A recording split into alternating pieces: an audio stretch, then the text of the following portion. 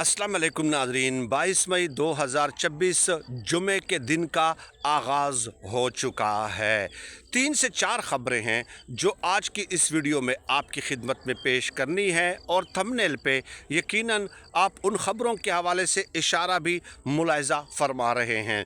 सबसे पहले आगाज़ कर लेते हैं कि chief justice Peshawar high court ने हैरान कर दिया है। हुआ कुछ यूँ कि पेशावर हाई कोर्ट के एक बेंच ने क्रिमिनल जस्टिस सिस्टम में मौजूद खामियों और उन खामियों को दूर करने के लिए एक फ़ैसला दिया था। अब ज़ाहिर है वहाँ पे जो हायर एडमिनिस्ट्रेटिव ऑफिसर्स हैं केपी में, उन्होंने इस पे अमल दरामद करना था।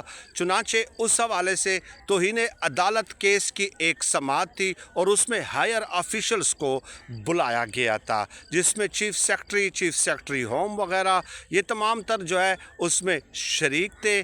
तो chief justice Peshawar high court ने सवाल पूछा कि चीफ़ सेक्रेटरी शहाब अली शाह को मुखातिब करते हुए कहा, चीफ़ सेक्रेटरी जो शहाब अली शाह हैं वो बड़े कॉम्पिटेंट ऑफिसर हैं और बन्नू से उनका ताल्लुक़ है, तो उनको मुखातिब करते हुए कहा कि हमारे बेंच ने ये फ़ैसला दिया था, आपने इस पे क्या अमल दरामद किया है? आपने जो रिपोर्ट पेश की है उसमें तो मुझे कुछ भी नज़र नहीं आ रहा। और फिर chief justice Peshawar high court ने मुखातिब करते हुए कहा कि ये 4 करोड़ लोगों का सूबा है, 4 करोड़ लोगों का, और हमें जो ज़िम्मेदारी दी गई है उससे बड़ी कोई ज़िम्मेदारी है ही नहीं। हमारी पोजीशन सबसे हायर पोजीशंस हैं, यानी कि चीफ़ सेक्रेटरी को कहा और अपने आप को मुखातिब करते हुए कहा।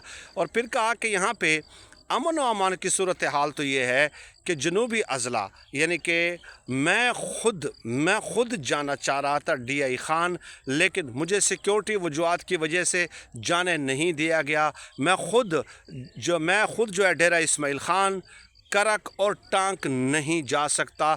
ये हैं आपके सूबे के हालात। और मुझे बताइए, इसी हाई कोर्ट ने 21 अफसरान को करप्शन पे बरतरफ किया।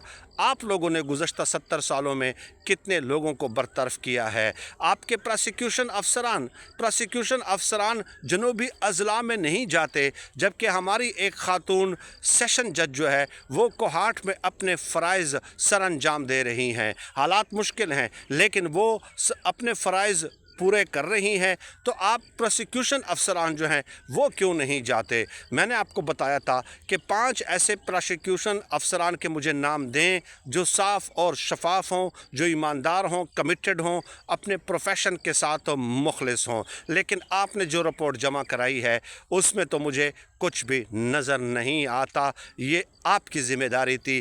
फिर चीफ़ सेक्रेटरी ने कहा कि मुझे 2 से 3 हफ़्तों का वक्त दे दीजिए, मैं एक मुफस्सल रिपोर्ट आपकी खिदमत में पेश करूंगा, जिस पे chief justice Peshawar high court ने कहा कि मैं आपको 1 महीने का टाइम देता हूं, बल्कि 1 महीने से भी कुछ ज़्यादा। और फिर समाअत जो है 1 जुलाई तक मुलतवी कर दी गई, यानी कि 20 मई से लेके अब 1 जुलाई तक ये समाअत जो है वो मुलतवी की गई है। तो ये तो एक ख़बर थी। अब दूसरी तरफ आ जाएं, बाजोड़ जो है, बाजोड़ का एक तहसील है मामूंद और उसका एक इलाका है शाही तंगी। वहाँ पे रात कल जो दिन के वक्त जो है वहाँ पे एक ड्रोन हमला हुआ है, और इस ड्रोन हमले में बदकिस्मती से 2 मासूम तलबा जो स्कूल से छुट्टी करके अपने घर आ रहे थे, यानी आप ये सिनारियो ज़रा मुलाहिज़ा कीजिए कि उनके वालिदैन, ख़ासकर उनकी वालदा, अपने बेटों का इंतज़ार कर रही होगी कि मेरे बच्चे थके हुए आएंगे, उनके लिए खाना बनाया होगा, और वो रास्तों में ड्रोन का निशाना बन गए। अब एक तालिब इल्म की जो उम्र है वो 10 साल बताई जाती है, और दूसरे तालिब इल्म की जो उम्र है वो 12 साल बताई जा रही है, और अभी तक कोई ज़ाहिर है किसी ने ज़िम्मेदारी इस हमले के हवाले से कबूल तो नहीं की है, लेकिन जो ख़बरें हैं, जो ज़राए हैं, वो ये बताते हैं कि मिलिटेंट्स की तरफ से ये हमला हुआ है। और फिर सवालात ये भी उठते हैं कि मिलिटेंट्स के पास ये सब कुछ कहाँ से आ गया भाई? उनके पास इस कदर वसाइल कहाँ से आ गए, कैसे आ गए, कहाँ पे हैं? इतना असर रसूख, इतने ऑपरेशंस के बावजूद भी उनका इधर कैसे है?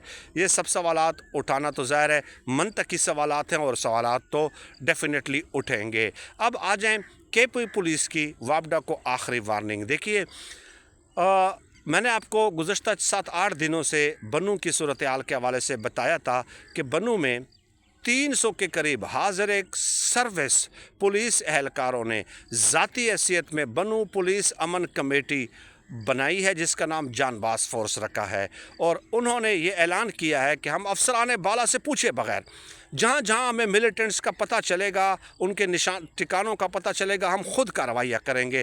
بختر بند گاڑیاں بھی لے جائیں گے، پولیس کی گاڑیاں بھی لے جائیں گے، اسلحہ بھی لے جائیں گے، بم ہینڈ گرنیڈ وغیرہ، بلٹ پروف جیکٹس، جو کچھ ہے ہم لے جائیں گے اور ان کو نہیں چھوڑیں گے۔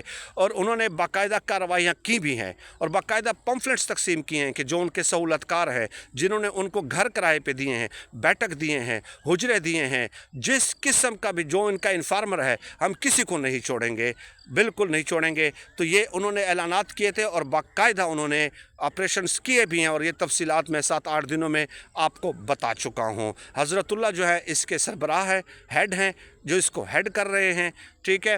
اب ہوا کیا ہے کہ یہ امن کے حوالے سے تو انہوں نے معاملات اپنے ہاتھ میں لے لیے ہیں۔